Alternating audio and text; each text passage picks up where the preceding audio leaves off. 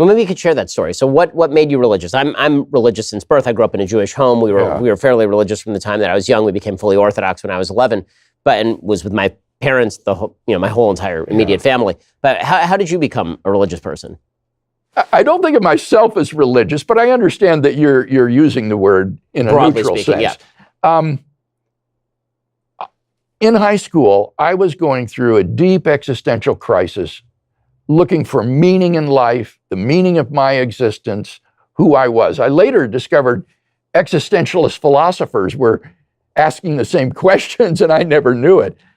So I was filled with darkness and despair as I saw my impending death, the impending death of the universe, and no meaning to it all. And I walked into my high school German class one day, and I sat down behind a girl who's one of these types, that is always so happy it just makes you sick. And I tapped her on the shoulder, and she turned around, and I said to her, "Sandy, what are you always so happy about anyway?" And she said, "It's because I know Jesus Christ is my personal Savior." And I said, "You what?" I said, "Well, I've gone to church." And she said, "Well, that's not enough, Bill. You've got to have him really living in your heart." And I said, "Well, what would he want to do a thing like that for?" And she said, "Because he loves you, Bill." And that just hit me like a ton of bricks. Here I was so filled with despair and anger. And she said there was someone who really loved me. And who was it but the God of the universe? And that thought just staggered me.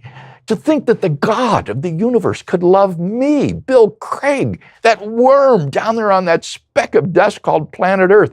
I just couldn't take it in. Well, I went home that night and found a New Testament. And for the first time in my life, I opened it and began to read it. And as I did, I was absolutely captivated by the person of Jesus of Nazareth. There was a wisdom about this man's teachings that I had never encountered before. And there was an authenticity about his life that I couldn't deny.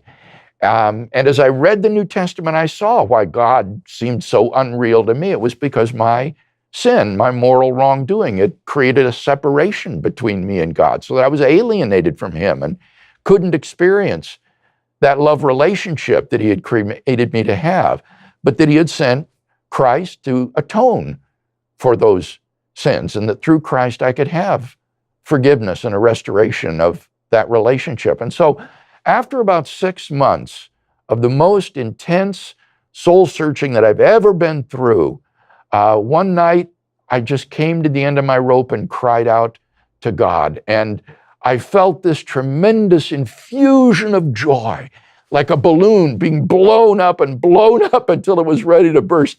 And I rushed outside. It was a warm Midwestern September evening. And as I looked up at the sky, I could see the Milky Way from horizon to horizon. And as I looked up at the stars, I thought, God, I've come to know God. And that moment changed my whole life, because I had thought enough about this during those 6 months to realize that if Bill Craig ever became a Christian, I could do nothing less than give my entire life to spreading this message among mankind. Because if this is really the truth, if it's really the truth, it's the greatest news ever announced. And so my call to Christian ministry was simultaneous with my conversion experience, and I've never looked back.